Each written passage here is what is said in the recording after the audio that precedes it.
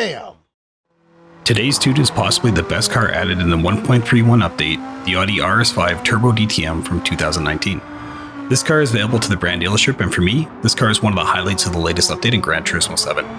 This video will cover a viable 800 performance points tune, talk about its pros and cons, and cover some details about the car that you may not be aware of. As always, details of the tune, including screenshots and a summary, will be available at the end of the video. So this car lands in the GR2 range, and is a solid purchase, and honestly, this thing's a beast. The first thing that's apparent is that it's incredibly stable at high speed. The acceleration I was surprised by, because you can feel a bit of turbo lag at its spools, but once it's in the higher rev bands, it performs incredibly well. The car transfers its weight well, and the car is stable through the band, but the back does kick out a bit under high RPM. I did some additional work on the differential because stock I found the car a bit loose under full acceleration, but overall it's a blast to drive. It has more than enough power to give you trouble if you're aggressive on corner exit, but it's a nice balance of power and fun as you toss it around the track. Not surprisingly, it's a high performer. I've tested this setup on every 800 performance points event, and it just dominates.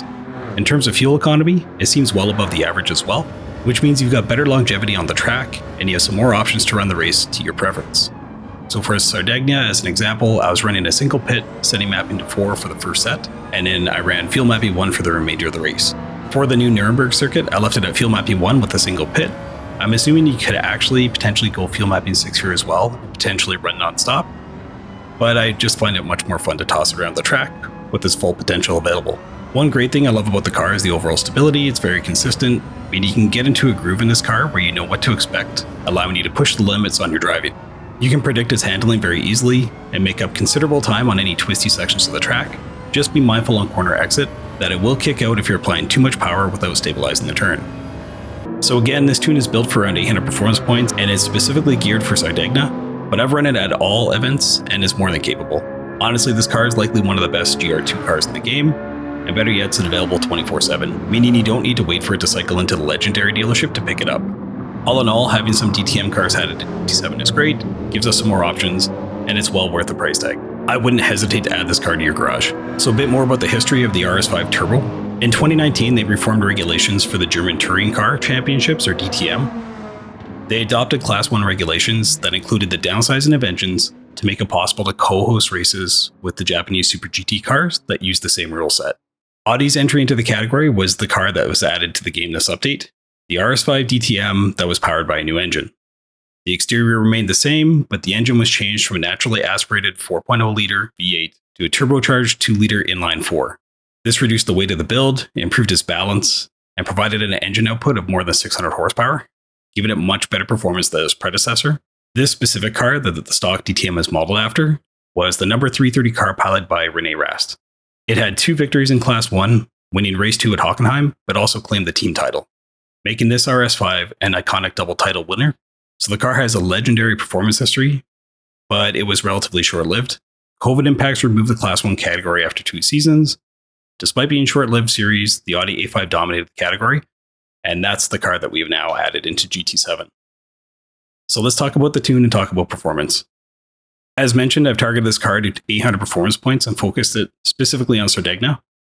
But this tune is versatile, it'll work on nearly any track. It's really that good of a car. We're going to detune it slightly and adjust its handling to make it easier to control. So horsepower remains stock at 603, max torque also remains stock at 480. I've added a bit of weight to this car to bring it up to a 50-50 balance. Acceleration, top speed, cornering are all slightly detuned from stock. For the performance parts, the car maintains no adjustments from GT Auto. It's running racing hard tires. It's got a fully customized suspension, which is stock, a fully customized LSD, which is stock, full control computer, a power restrictor, and ballast. As mentioned, I tweaked the ballast on this car, but I didn't adjust the power. It's got a stock transmission. It's got racing components, including a muffler, discs, and pads, and I've adjusted the anti-lag to be a bit weak. This car conveniently has no additional permanent upgrades, so you're only really out your initial purchase and whatever tires you want to put on the car. So for adjustments, the bulk of this work on this tune goes into the suspension, making the car a bit more responsive. I've adjusted the ride height a bit, I've tightened the rear suspension and adjusted the camber as well.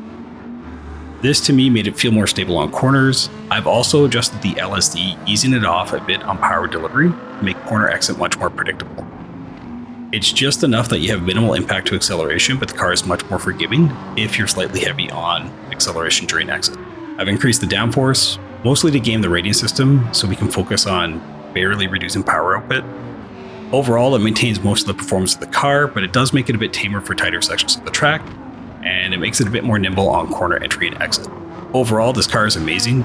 I've tested all cars in this update, and this would be my personal #1 pick, followed closely by the 904 Carrera. But this car is just on another level. You can't compare the two at all in terms of performance. For $1 million, you're getting a grade 2 car with minimal adjustments required, and this particular tune is just a fun drive. So for the race strategy, this car is great. Just adjust your fuel mapping down and fuel notches to get a full 8 laps on your first tank. You'll be in first position after a few laps and easily hold that throughout the end of the race. I ended up with a time just over 25 minutes on this race. That includes a couple wall rubs, making this car one of the better, more stable performers at the 800 performance points level. It's by far one of the better grinding cars in the game. Not only does this car have the power and acceleration to hold any other grade 2 car at bay, it does it with decent fuel economy. This is one of the cars you really don't need to worry much about tire wear. Just watch your fuel levels and pit accordingly. This car for me isn't my fastest money grinding time, but it's one of the easier cars to consistently drive fast without much effort at all. I can see this car easily becoming my go-to 800 performance points racer. This car is available for the brand dealership for $1 million. It's a bargain and well worth the price, so pick this one up immediately. You won't regret this purchase. You can easily earn back that money with this tune within about an hour.